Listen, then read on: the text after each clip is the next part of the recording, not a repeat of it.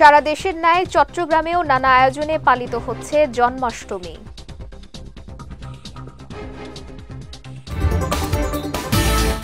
এবং বন্যায় চট্টগ্রামের মৎস্য খাতে ক্ষতি প্রায় 277 কোটি টাকা।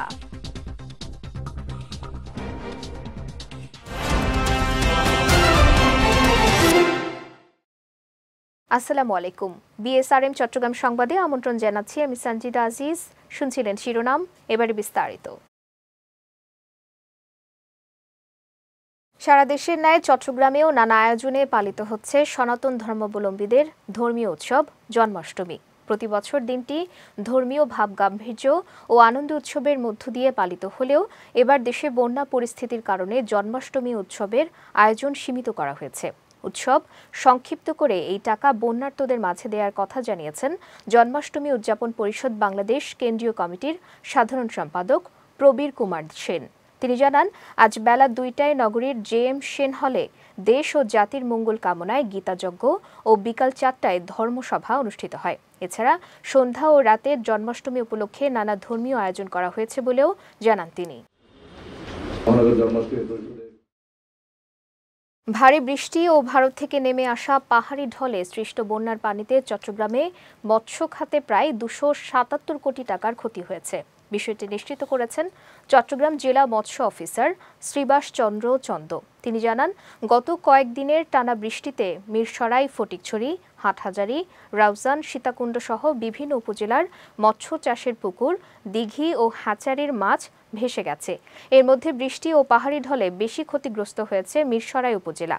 এই উপজেলায় 6,000 একর আয়তনের মুহুরী মৎস্য প্রজেক্টের সবগুলো মাছ পানিতে ভেসে গেছে।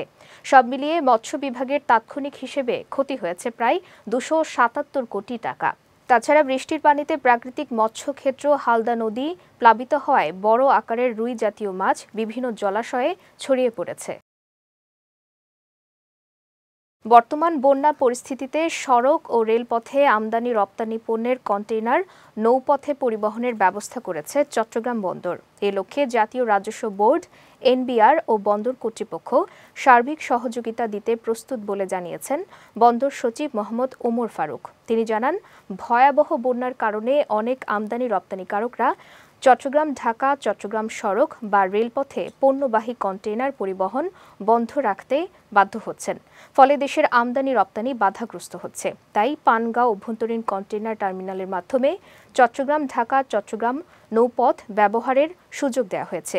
বিভিন্ন জাহাজ কোম্পানির পর্যাপ্ত ইনল্যান্ড জাহাজ এবং চট্টগ্রাম বন্দরের সব ধরনের লজিস্টিক্স সুবিধাগুলো এই কার্যক্রমের জন্য সার্বিকভাবে প্রস্তুত রাখা হয়েছে বলেও জানান বন্দর সচিব। রাঙ্গামাটির কাউখালী উপজেলায় অসহায় মানুষের মাঝে বিনামূল্যে চিকিৎসা সেবা ও ঔষধ বিতরণ করেছে বাংলাদেশ সেনাবাহিনী। গতকাল সকাল থেকে রাঙ্গামাটি রিজিয়নের সার্বিক তত্ত্বাবধানে ও রাঙ্গামাটি জোনের আয়োজনে কাউখালী ডিগ্রি কলেজে এই চিকিৎসা সেবা প্রদান করা হয়। এ সময় চিকিৎসা সেবা কার্যক্রম পরিদর্শন করেন Rangamati region commander brigadier general Mohammad Shawkat Osman.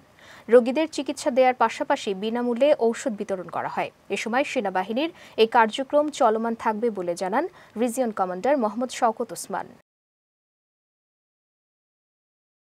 দেশের বিভিন্ন জেলায় বন্যার্ত মানুষদের সহযোগিতার জন্য কক্সবাজারের টেকনাফে ত্রাণ সংগ্রহ করছে বৈষম্য বিরোধী ছাত্র আন্দোলনের শিক্ষার্থীরা।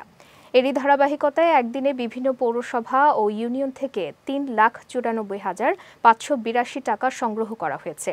পাশাপাশি বিভিন্ন দলে বিভক্ত হয়ে বৈষম্য বিরোধী ছাত্র আন্দোলনের এই কার্যক্রম চলমান রয়েছে। সংশ্লিষ্টরা জানিয়েছেন, সংগ্রহকৃত ত্রাণের এসব টাকা অন্তর্বর্তীকালীন সরকারের প্রধান উপদেষ্টার ত্রাণ ও কল্যাণ তহবিলে অনুদান হিসেবে দেয়া হবে। সেনাবাহিনীর অনুরোধে অবশেষে আমরণ অনশন ধর্মঘট স্থগিত করেছে চট্টগ্রামের চানবালি ঘাটের শ্রমিকরা। গতকাল সকাল থেকে অনশন ধর্মঘট শুরু করেন ঘাটের শ্রমিকরা। এ সময় নগরীর সদরঘাট মাঝিরঘাট থেকে 1 নম্বর জেটি পর্যন্ত যানজটের সৃষ্টি হয়। পরে বাংলাদেশ সেনাবাহিনীর মধ্যস্থতায় মালিক ও শ্রমিক উভয়ের মধ্যে সমঝোতা করা হয়। এর মাধ্যমে 2020 সাল থেকে চলে আসা শ্রমিক আন্দোলনের সমাপ্তি ঘটে। এর আগে গত শনিবার বৈষম্যের শিকার হয়ে আসা চট্টগ্রাম মাঝিরঘাট এলাকার চানবালি ঘাটের শ্রমিকেরা বকেয়া মজুরি পরিশোধ সহ 4 দফা দাবিতে অবস্থান কর্মসূচি ও মানববন্ধন করে। চট্টগ্রামের মিরসরাইয়ে বানভাসী মানুষদেরকে সহায়তা করছে জোরারগঞ্জ থানা পুলিশ। গতকাল দিনব্যাপী জোরারগঞ্জ থানার বিভিন্ন স্থানে বানভাসীদের উদ্ধারের পাশাপাশি ত্রাণ বিতরণ করা হয়েছে। এ সময় মিরসরাই সার্কেলের এএসপি মনিরুল ইসলাম, জোরারগঞ্জ থানা অফিসার ইনচার্জ আব্দুল্লাহ আল হারুন সহ পুলিশ কর্মকর্তারা উপস্থিত ছিলেন। এদিকে উন্নয়ন সংস্থা অপকা প্রায় সহস্রাধিক মানুষের মাঝে রান্না করা খাবার বিতরণ করেছে। এ সময় অপকার নির্বাহী পরিচালক মোহাম্মদ আলমগীর, বিএনপি নেতা জসিম উদ্দিন সহ অনেকে উপস্থিত ছিলেন। চট্টগ্রামের সাতকানিয়া রসুলাবাদ ইসলামিয়া ফাজিল মাদ্রাসার অধ্যক্ষ আহমদ রেজাকে অপসারণ ও বিচারের দাবিতে বিক্ষোভ ও অবস্থান কর্মসূচি পালন করেছে শিক্ষক, শিক্ষার্থী, অভিভাবক সহ এলাকার সচেতন নাগরিক সমাজ। বিক্ষোভ ও অবস্থান কর্মসূচিতে বক্তারা বলেন, বিগত আওয়ামী সরকারের সময় 2013 সালে নিয়োগ পরীক্ষায় জালিয়াতি করে উপাধ্যক্ষ হন আহমদ রেজা। পরে আর্থিক অসদুপায় অবলম্বন করে অবৈধভাবে অধ্যক্ষ হিসেবে নিয়োগ পান তিনি।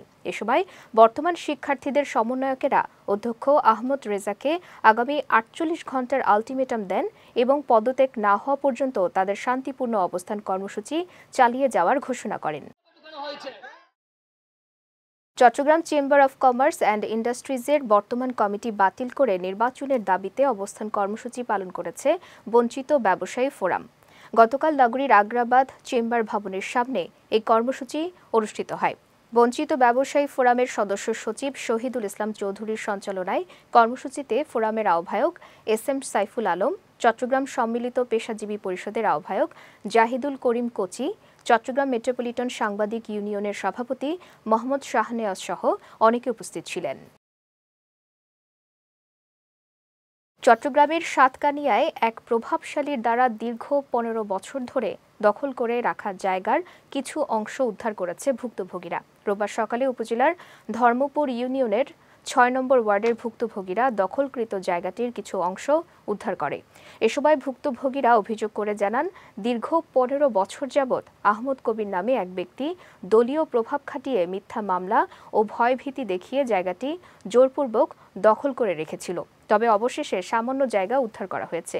এ সময় দখলকৃত জায়গা উদ্ধারে প্রশাসনের সহযোগিতা কামনা করেন তারা। বন্যা কবলিত ফেনী এবং ফটিকছড়ি উপজেলায় মানুষের পাশে দাঁড়িয়েছে চট্টগ্রামের বঞ্জুর পরিবার। রোববার বন্যার্তদের মাঝে বিতরণের জন্য বিপুল পরিমাণ ত্রাণ সামগ্রী স্থানীয় সেনা ক্যাম্প এবং চট্টগ্রাম সেনানিবাসে হস্তান্তর করা হয়। বঞ্জুর রেস্টুরেন্টের ব্যবস্থাপনা পরিচালক পলাশ কান্তি দে, পরিচালক মোহাম্মদ কাজী ইকবাল হোসেন, সুদীপ কুমার মিত্র সহ বঞ্জুর পরিবারের সদস্যরা এসব ত্রাণ সামগ্রী হস্তান্তর করেন। এ সময় যে কোনো দুর্যোগে বঞ্জুর পরিবার মানুষের পাশে থাকবে বলে প্রতিশ্রুতি দেন প্রতিষ্ঠানটির ব্যবস্থাপনা পরিচালক পলাশ কান্তি দে। চট্টগ্রাম সংবাদ শেষ করার আগে শিরোনামগুলো দেখে নিচ্ছি আরও একবার।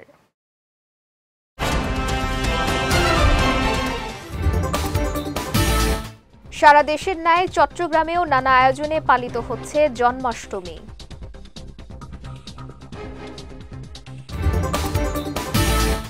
এবং বন্যায় চট্টগ্রামের মৎস্য খাতে ক্ষতি প্রায় 277 কোটি টাকা।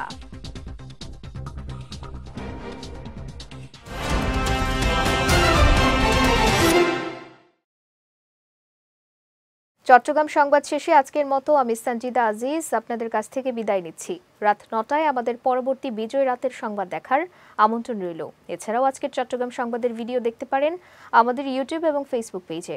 আমাদের ইউটিউব হলো youtube.com/bijoytvofficial এবং আমাদের ফেসবুক পেজ হলো facebook.com/bijoytvlimited। এতক্ষণ সঙ্গে থাকার জন্য ধন্যবাদ সবাইকে।